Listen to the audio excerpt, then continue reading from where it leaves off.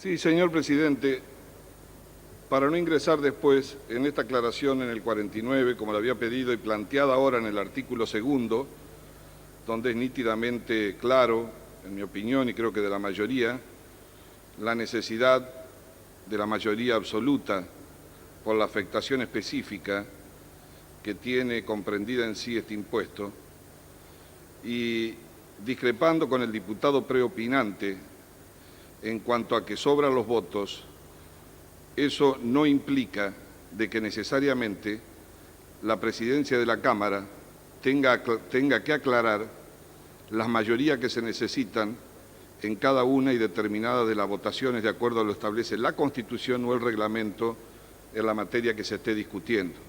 Yo no voy a abundar en argumentos que han manifestado colegas anteriores, pero la doctrina de esta Cámara es absolutamente pacífica desde el año 95, y salvo en antecedentes los del 2001, 2002, fundamentalmente en plena crisis, a donde esta Cámara, casi con 230 legisladores presentes, votó una prórroga de impuestos con 200, es decir, que estaba por demás claro que si no se había hecho la aclaración respectiva de la forma de la votación no había ninguna posibilidad de impugnación ni ataque jurídico a la votación de la prórroga de impuestos, pero que después en el 2004, como bien se ha dicho acá, ha sido debidamente aclarado por quien era presidente de la Cámara y en otros antecedentes.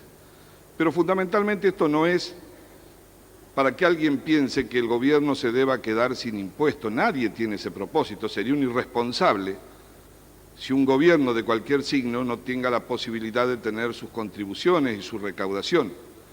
De lo que se trata la democracia es de resolver en el marco de la legalidad las legítimas pretensiones que tiene el gobierno y las que la oposición a través de dictámenes de minoría o con otra mirada sobre el problema que se discute tienen.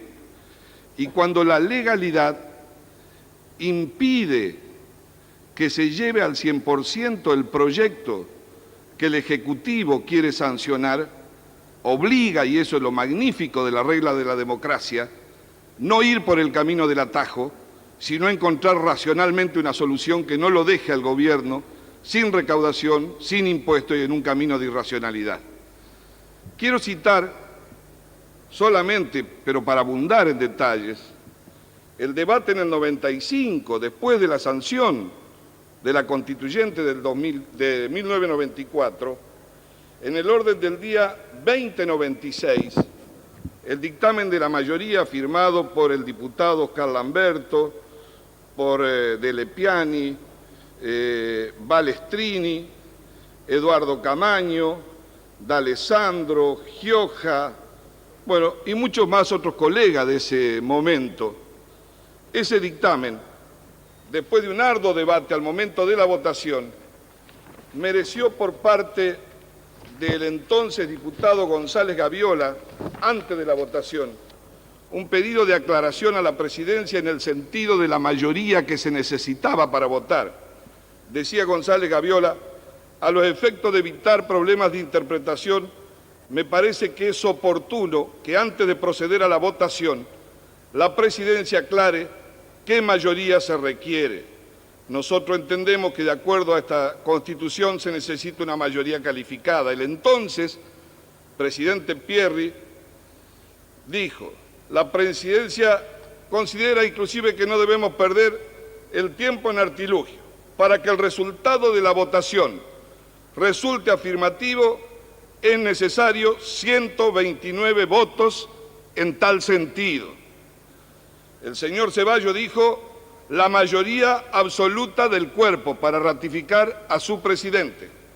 Y el presidente concluyó manifestando, se va a votar nominalmente en general el dictamen de la mayoría. Se requiere la mayoría absoluta de la totalidad de los miembros de la Cámara.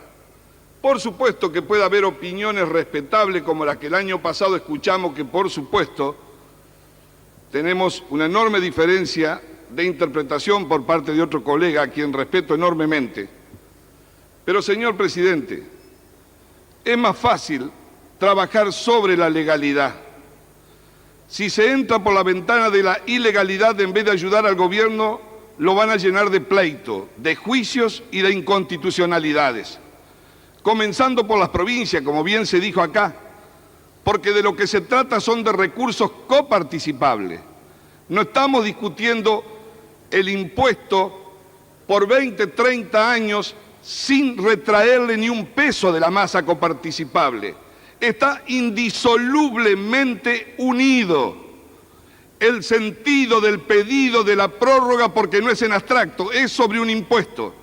Y ese impuesto tiene retracciones de una masa que debe ser universalmente coparticipable y que se le dice, momento, vamos a sacar plata de ahí porque necesitamos para otra cosa, como en ganancias para ATN, para el ANSES, como en tantas otras cosas, que legítimamente el gobierno necesita.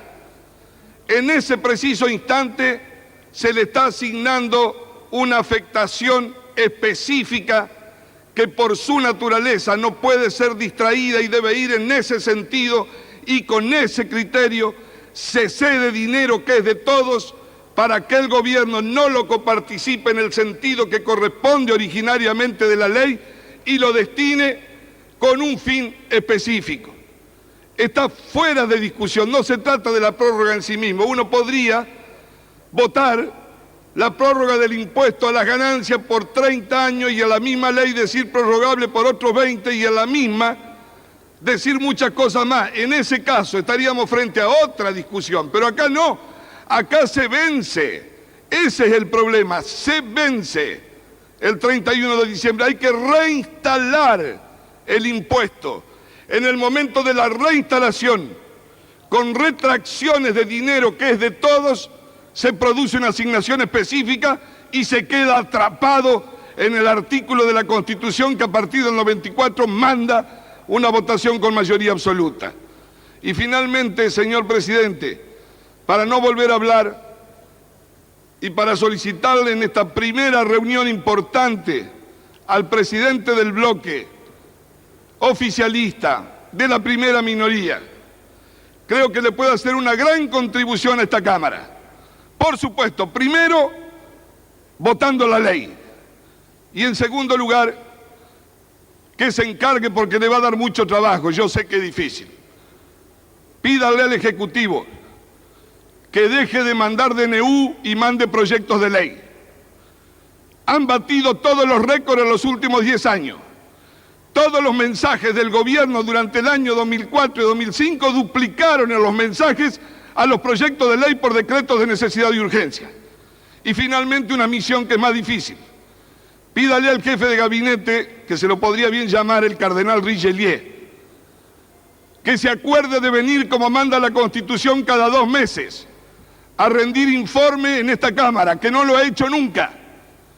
Y finalmente también que rinda informe sobre el destino de los fondos fiduciarios como lo manda la propia ley que votó. Nada más, señor presidente.